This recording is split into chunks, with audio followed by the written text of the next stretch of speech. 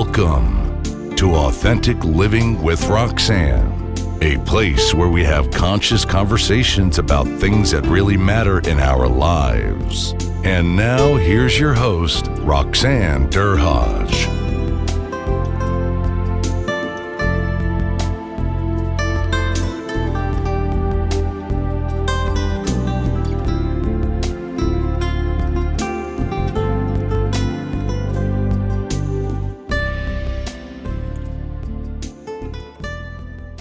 Hi everyone, it's Roxanne Derhaj of Authentic Living with Roxanne. Thanks for tuning in again this week. Today I have a colleague, fellow speaker, Allan Kehler. Is it Keller or Kelleher?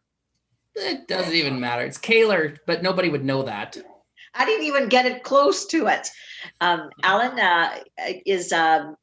has worked in the mental health field. As you know, that with my background, I've been in the mental health field for a while, and he's done a lot of speaking. So I wanted to invite him on today to just chat a little bit about mental health issues and substance abuse disorder, and just some of the valuable lessons that he's learned. So I'll tell you a little bit about his background.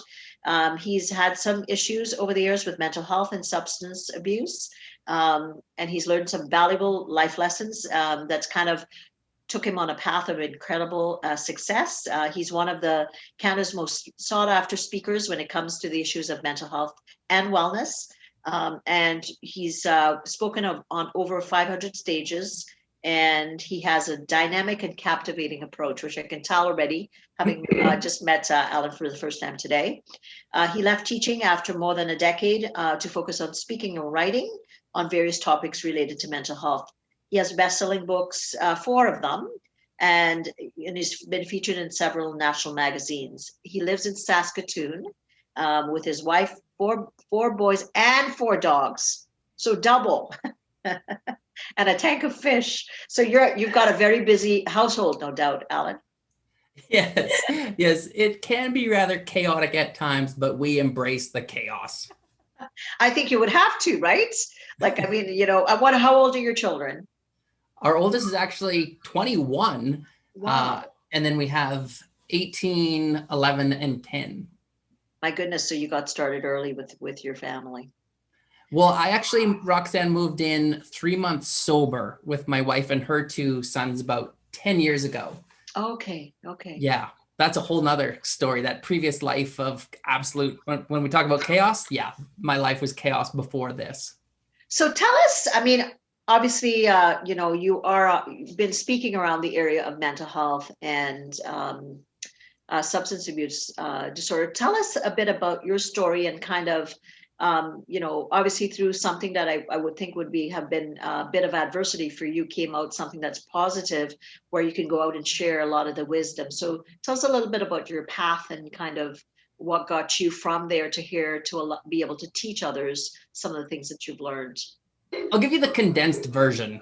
Basically, I grew up small town, Saskatchewan, 4.5 roads small, and we didn't talk about things like mental illness. I didn't know what addictions were, but I can look back and identify that my challenges with mental illness really began in grade 8 with something that was later diagnosed as body dysmorphic disorder, where I avoided mirrors at all costs for the next 13 years.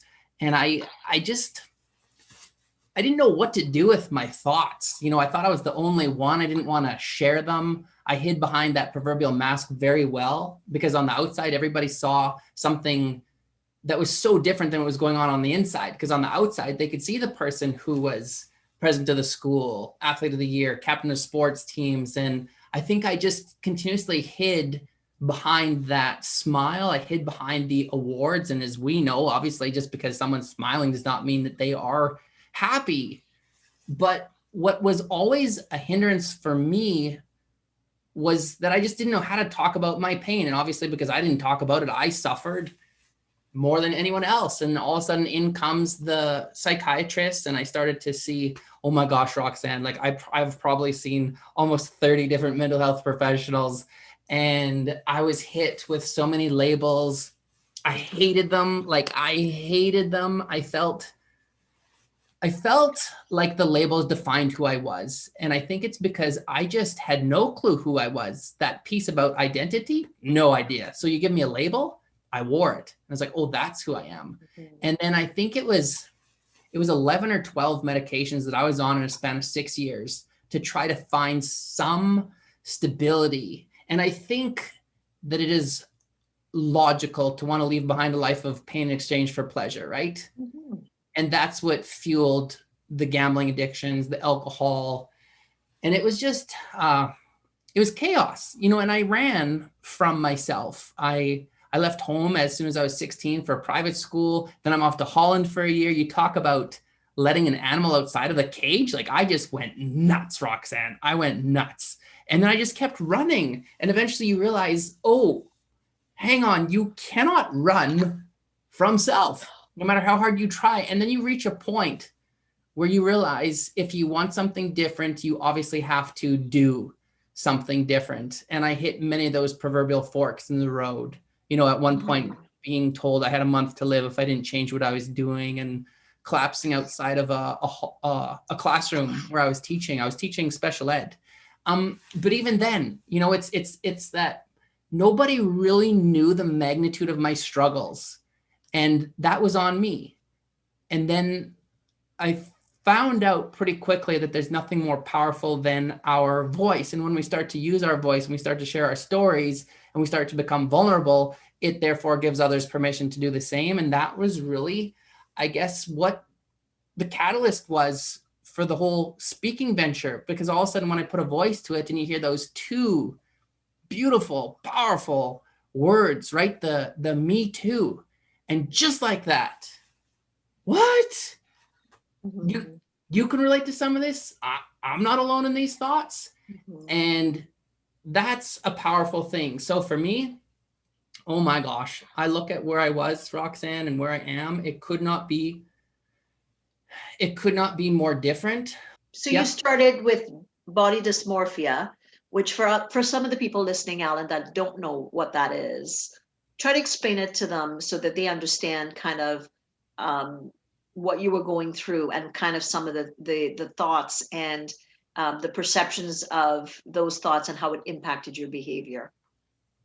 It impacted everything, because how it started, Roxanne, is it was at a grade 8 grad where they had all of us stand sideways, and then they took those old projectors and traced over, the side profile. Yeah. When I saw that for the first time, it unleashed something where all of a sudden I thought I was this hideous monster. I hated how I looked. I could never have somebody sit beside me. I couldn't even dribble a basketball down the basketball court without thinking of everybody seeing this hideous side. And so it influenced everything. Not having hair in my armpits. I was pretty fortunate to be gifted at sports, but all of a sudden I'm not taking shots because it fed into everything. If somebody touched my hair, I couldn't even function socially. I had to go home.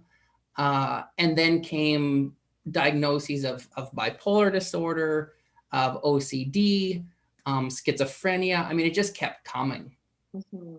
So at some point, so you leave home and you're carrying this, like, that's such a good term when you said you can't run from yourself. So as a psychotherapist, I see people trying, and as human beings, I would say that we're quite creative in the things that we figure out, right? Sometimes it's more out there, like substances and gambling and stuff, but some people work too much, some people shop too much, and these are more acceptable. But in your case, yours was kind of out there with more destructive behavior.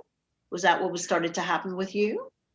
I did not have the tools to manage my pain, so I looked outside of myself to do so. I mean, even for me, when we talk about substance use disorder or, addiction, for me, it's very simple. It's trying to live outside of ourselves so that we don't have to be with self. Mm-hmm. If anybody tried to make me look within, I just repelled. Do not make me feel. And I mean, you and I both know this. It's pain that fuels those behaviors, those disorders. Mm-hmm. And so I would just lose myself in any activity.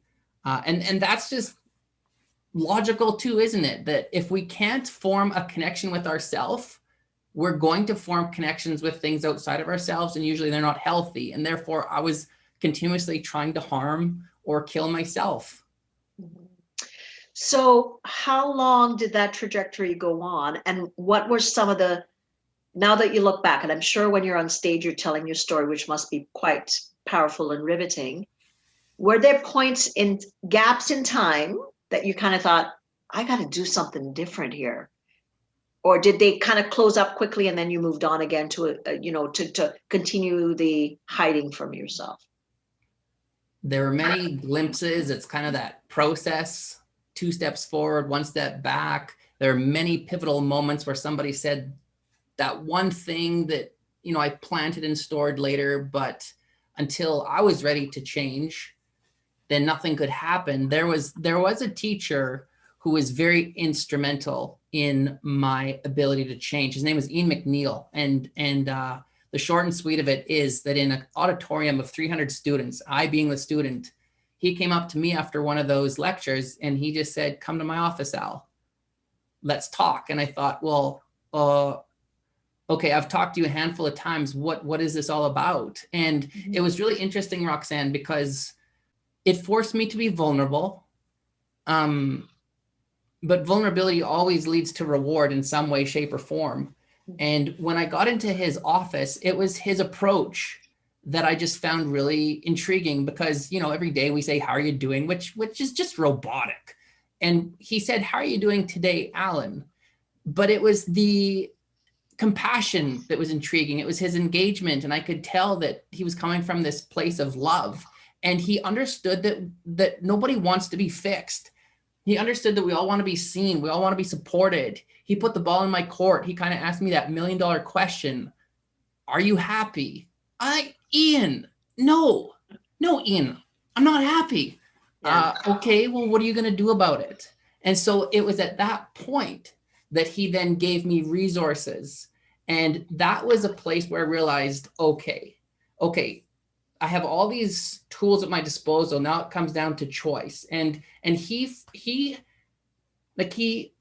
continuously played that role of checking in, not being too forceful. And I find, Roxanne, so many people, it's horrible to see people that you love, that you care about struggling.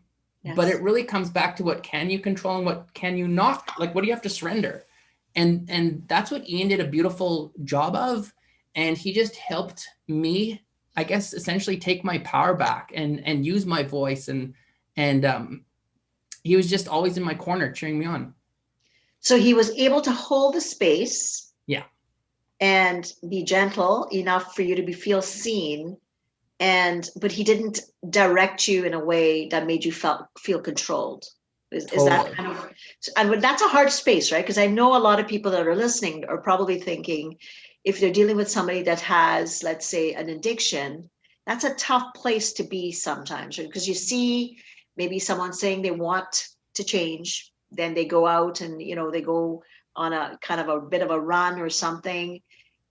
And then, they start using more and more. So for anybody that's listening, that's say maybe struggling with a family member or something like that, what kind of words of guidance would you give them to really support someone in the same place way that Ian did with you? It's this simple. It is this simple where you can simply approach someone and say, I don't mean to pry. I just want to let you know that I'm concerned. I want to let you know that I'd be more than happy to listen if you ever needed to talk. That is it. It's not about fixing. It's about that validation. For me, I think we have those 2 basic needs: see me, hear me. You put a statement like that out there. You just said, I see you. Now, whether or not they act on the invite, then it comes back to, well, is that in your control or out of your control? And obviously it's completely out of your control. But when they are ready to then talk, I mean, elders always tell us we have 2 ears and 1 mouth for a reason. The most powerful gift, I believe, and you alluded to this earlier, Roxanne, is create the space, right? And there's numbers out there, like, I don't know, 7% of the way that we communicate is verbal, but it's those 93. It's what Ian gave me. He was engaged, he was leaning forward, there was compassion, there was love, and he did not talk. He gave me the ability to just be free from those emotions, because emotions are energy. And all that the man did, he did nothing, and yet he did, I would say, everything, because he created that space so that I could be free from some of those emotions. Yeah. And that's like the definition of healing for me is pretty simple. The more that you can get the darkness out, the more room you're going to make for light. That's a gift that we can give people. And you know, it's you know, in my years as a psychotherapist, I would hear people say, and this would blow my mind, you know, they would say, you know, do you know, I've never felt loved. And I go, you know, how is that, you know, how is that possible? And sometimes people's stories are so, you know, it's hard for them to be able to share because they feel so closed off, right? Like, I don't feel like I'm valuable enough to be loved because I don't think I've experienced love. And, you know, sometimes it's saying nothing, like to your point, but that's a tough thing for a lot of people to do, right? To really just kind of sit in that space and to see someone like myself, Lord help you. That must be, okay, I'm not going to do that because they're petrified of someone like myself. And I always say to people, I'm just a person.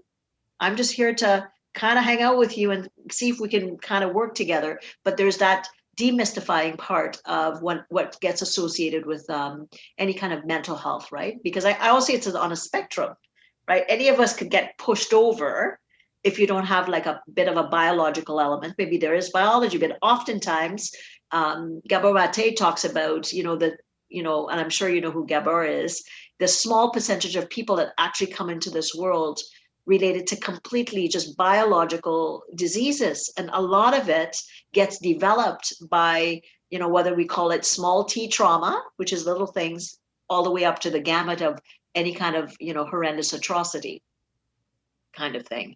So it's hard for a lot of people to get help. So with you, like you said, Ian helped you. You went through a trajectory of things. At some point, what started to kind of happen internally that made you think, all right, Allan, you got to do something. You got to do something here. Because I think a lot of people have that thought, but they're afraid to make that step. Yeah, we naturally fear change, don't we? And I think that for myself and what I find with a lot of men is it comes down to the fear of being vulnerable, the fear of being judged, the perception that comes with it. I met an elder who I respect, and this was a turning point for me where he says, Al, you are not the only person who has experienced mental illness. And he said, Al, you're not the only person who struggled with addiction. And he said, Al, you are not the only person who's been sexually abused. Mm-hmm. If you want something different, go get it because this world owes you nothing. Mm-hmm. And I thought, okay, first of all, that's rather direct. And I was very pissed off, but as you chew on that, there's a lot of truth. And so what had to happen for me is the victim mentality had to be removed. It did not serve me.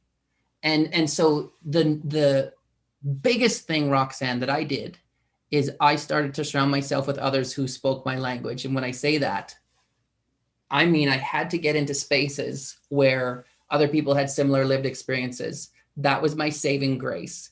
And it was awful. It was awful to get myself into that first Gamblers Anonymous meeting. You know, I sat in my car and just cried. I was so terrified to open up that door because if I walk into that building, well, then it's real. And denial is just, and I don't know, it's what I knew. I was more comfortable there. I finally got myself into AA. I got myself into men's support groups who've been sexually abused. Like the fear, the terror, the anxiety, talk about overwhelming. But you find out pretty quick, and we talked about this before, that you have to take risks if you want any shot at having rewards. And all of a sudden I started to see rewards. And you know, I learned very quickly that I had to surround myself with people who lift me up, not down. I had no clue what boundaries were. Those were stripped from me, you know, through acts of sexual abuse. And so it was very hard to rebuild. It was very hard to find value in me as a person. And it still is. But you get those glimmers of happiness. And by no means am I sitting here saying that, you know, I find life all happy and joyous. Like it's hard. Mhm. It is flat out hard Right. for me and many people. But the difference is that I have found ways to utilize strategies, surround myself with people who really get me, right? And understand the power of hope, like, and resilience. It's a buzzword, but really for me, like I look back and for every one of us, we have survived 100% of our most challenging days. Right, and I often say, and something you may not know about me is that trauma is one of my specialties. So I've been involved. I live here in Niagara Falls, and I've been involved for 25 years with the Sexual Assault Center here. Right out of university, I started to volunteer, and then I got involved. And what I found interesting is that a lot of times in addiction centers, and this is data that from the center that I was at, was 1 out of 6 men that were sexually abused and 1 out of 3 women. So Yep. the reality is there's a lot of people that have been wounded, unfortunately, in this way. And the pain is so high that they're trying to find a way to quiet the pain. And, unfortunately, if they don't make some of these connections you're suggesting, they live in that pain because they're trying to avoid the pain, instead of figuring out, like you said, if I tell one person, then that secret doesn't start to define me in the same way. It takes a step, a bit at a time. And after a while, people are like, and the thing is that what I found interesting with men is that with survivors, men open up so much quicker once they're safe. Women, not so much. Women are the talkers, right? So I've done both groups. But men, once you get them into safety, I'm like, whoa, it's like opening this floodgate. And, and then the depth of connection that got created in those rooms was amazing to watch. So, I'm so happy when you share that for anybody listening that has been through the kind of pain that you're talking about, that they recognize you're not defined by your pain, but you have to risk to trust somebody to be safe again. Yeah, well said. Totally agree. So for people that are listening, because a lot of times the people that listen in, they may be struggling, or they're thinking, what's the first step that I should take, Allan? Like, what is it that I should do? Because you know what, these negative thoughts outweigh my positives, and I feel shitty most of the time, and I don't know what's the first little step that I can take. What would you tell someone listening? Roxanne, I firmly believe that darkness begs to see the light of day. Like it begs to see the light of day. For me, in hindsight, my downfall was that I continuously isolated, I withdrew, I didn't put a voice to my pain. So step one, I think in some way, shape, or form, the emotions that have been suppressed have got to come out in a healthy way. And it's not necessarily the talk therapy that a lot of people think of, because for me, I still don't trust people, and I'm a work in progress, but I can tell a piece of paper anything, and pen and paper became one of my greatest outlets. For some, it's culture, for some, it's music. But I think the first step is you have to get to a place where what I'm doing is not working. And for me, I always said, like, damn it, there has to be more to life. There has to be. I just didn't quite know how to get there. And it's not like it all comes at once, but it's like the, whatever that saying is, to get to 1,000 miles, it starts with one step. But truly, you have to start to do something different. Yeah. And that's going to require being vulnerable. And I find that often we are our greatest barriers. That last book that I wrote on men and mental health, when I interviewed all the men, that was the theme. And what the beautiful thing was, what people thought was going to happen did not happen. They were actually met with compassion. They were met with love. And that's what I'm saying. We got to get out of this. Absolutely. And I think, unfortunately, I have a 20-year-old son, and I often would say, I grew up with sisters and one brother, but that men aren't afforded the opportunities that women are to share, right? Like, and then I have a boy, and I would see the difference right when he would have to shift he was a little boy, and then he started to play, let's say, he played hockey, and I could see how he had to make that shift to toughen up. And I would say to him, you can be that person when you're playing a sport, but you still have to stay connected to who you are. And it was interesting to see all the little boys that had to shift into something else, and all of a sudden they started to become teenagers, and then they were kind of being kind of more insular within themselves. And if anything, I'm so happy to have you have this conversation, because I think we have to get the word out there that boys need to get connected, probably even more or equally on the same level as girls, when they learn about communication and connection, because we're doing a disservice to the men out there that are not learning how to communicate early. And here's the main thing. If we as men cannot give ourselves permission to feel, to be vulnerable, to perhaps shed a tear, to reach out for support, why the hell would the boys? Like, boys are training to be men. And it's one thing to talk about it. It's another to model it and see it. And I am seeing a lot of men who are at that place of like, I can't do this anymore. I'm done with the hiding. I'm done with the shame. And so they put a voice to it. And of course, that's where vulnerability breeds vulnerability. For sure. This has been a deep interview. For anybody that wants to connect with you, or buy, any of your books, or to get to you for speaking or training, Allan, where would they get a hold of you? And is there anything you want to say as last words before we close off? I guess, Roxanne, first of all, I appreciate the opportunity to just put a face and voice to some of these issues. I appreciate your time and anyone who takes the time to listen. The best way is probably through my website, which is ALLANKEHLER.com, AllanKehler.com. There's a contact form. And last words, I think it just comes down to, if you're struggling, like, you're only alone when you choose to be alone, and realizing the power of just putting a voice to some of your pain and being free from some of it. Life can no doubt be hard, but it can also be enjoyable. Absolutely. Couldn't have been better said. So I always say to people, when I've treated them over the years, you are not defined by your pain, right? Yes, it will override you, but to take that step, like Allan's saying, just take some small step to connect in some way. And the first step is always the scariest, and avoidance is our biggest enemy.